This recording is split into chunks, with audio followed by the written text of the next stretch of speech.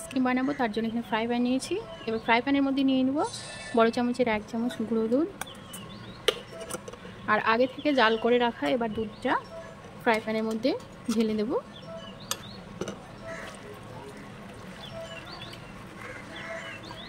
গুঁড়ো দুধের সঙ্গে এই জাল করে রাখা দুধটা ভালো করে মিশিয়ে নেব।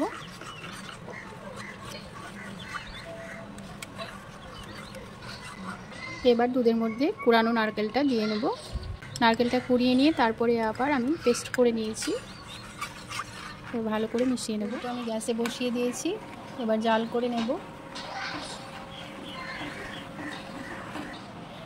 এবার দিয়ে দেবো কর্নফ্লেক্স মিল্ক। আপনারা চাইলে এর পরিবর্তে চিনিটা দিতে পারেন, তবে চিনি কর্নফ্লেক্স মিল্ক দুটো দিলে টেস্টটা খুব ভালো আসে। হাতের মাথায় যদি থাকে তাহলে আপনারা কর্নফ্লেক্স মিল্কটা দিতে পারেন, আবার শুধু চিনি দিয়েও করতে পারেন। আর দেবো 1/2 চা চামচ পরিমাণে চিনি। এই দুধের এই মিশ্রণটা জাল করে একদম ঘন করে নেব।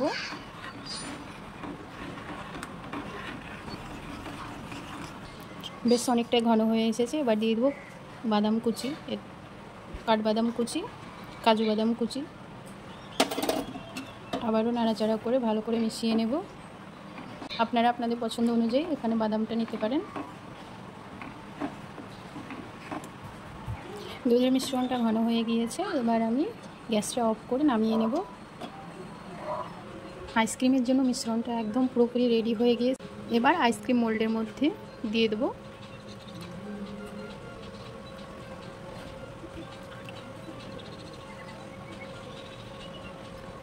এবার আইসক্রিম মোল্ডে কাঠিগুলো লাগিয়ে নেব। আইসক্রিমটা সেট হওয়ার জন্য ফ্রিজে রেখে দেবো প্রায় 8 থেকে 10 ঘন্টা মতো। এবার দেখুন আইসক্রিমগুলো কত সহজেই একদম উঠে আসছে। দেখুন ওয়াও, কি সুন্দর হয়েছে না আইসক্রিমগুলো, খুব সুন্দর কিন্তু আইসক্রিমগুলো হয়েছে।